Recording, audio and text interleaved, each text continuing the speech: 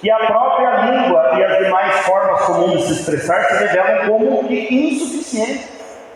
Ou seja, eu estou rezando diante de Deus e de vez em quando já falei tudo. Sabe? Esgotou a minha oração. O que eu faço? Rezo em línguas. Tá?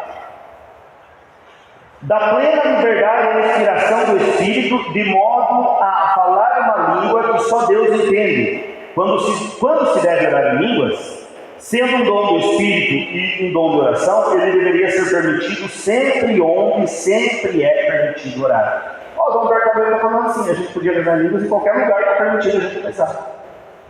Na igreja, em qualquer lugar de oração. Só que volta a dizer, o Espírito Santo é um espírito de ordem, não é um espírito de confusão. Então, claro, eu não vou chegar lá diante de uma vamos dizer assim, eu fui convidado para ir rezar lá na oração, vamos dizer assim, lá no grupo dos ministros. O grupo dos ministros lá, eles não têm essa formação que nós temos aqui. Eles têm mais uma formação específica, a Eucaristia, aos cuidados eucarísticos, ao corpo e sangue de Cristo. Então não vou chegar lá rezando em línguas, por uma questão do que? De ordem. Sabe? Mas todos aqueles ministros conhecem o dom de línguas e participam da renovação, eles puxaram a oração em línguas. Bem, daí beleza. Mas sabe, vai muito do discernimento da pessoa. Né? Aquilo que comentei, o Espírito é um espírito de ordem, não é um espírito de confusão.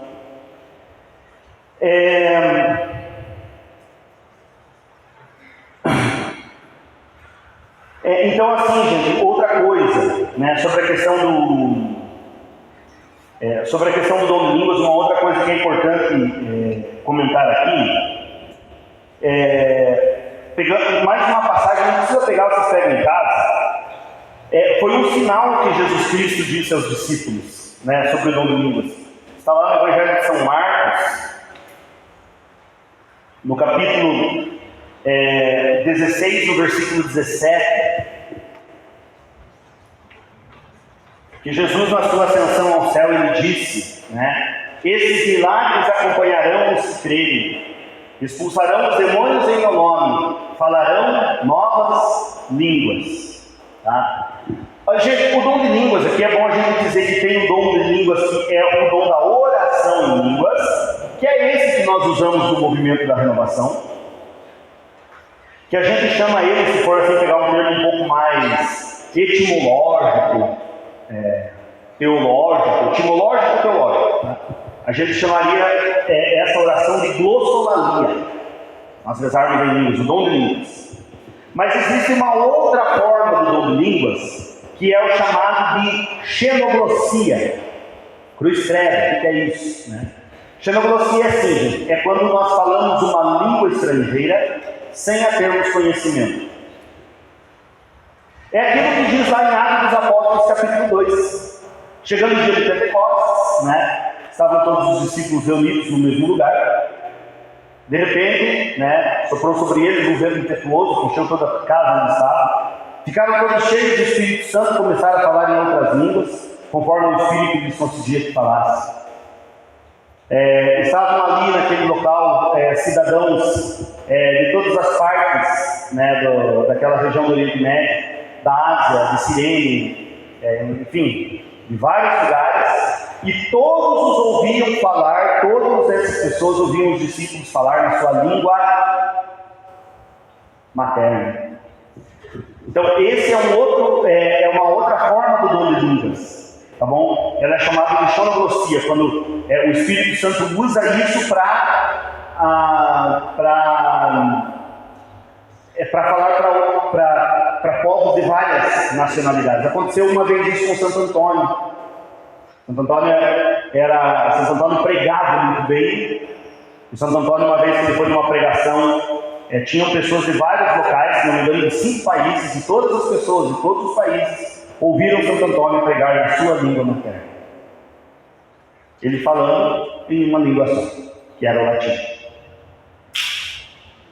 Então, assim, gente, esse dom já aconteceu algumas outras vezes na igreja. Sim, ele é mais raro de acontecer, mas ele acontece. Tá, então, só para... Santo Agostinho chama esse dom da xenoglossia, ou seja, dessa unificação de línguas, Santo Agostinho chama do anti-Babel. Né? O que foi isso? Vocês sabem aquela história que tem lá no começo da Bíblia que fala sobre a história da Torre de Babel, que os homens estavam construindo uma torre muito alta, e Deus veio e semeou no meio deles a confusão, né, para que eles não construíssem uma torre tão grande para querer chegar no céu.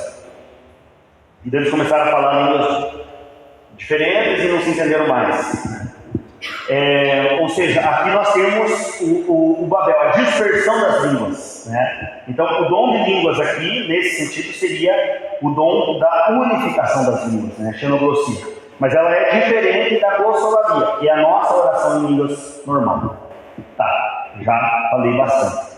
Pessoal, eu quero perguntar uma coisa aqui para vocês.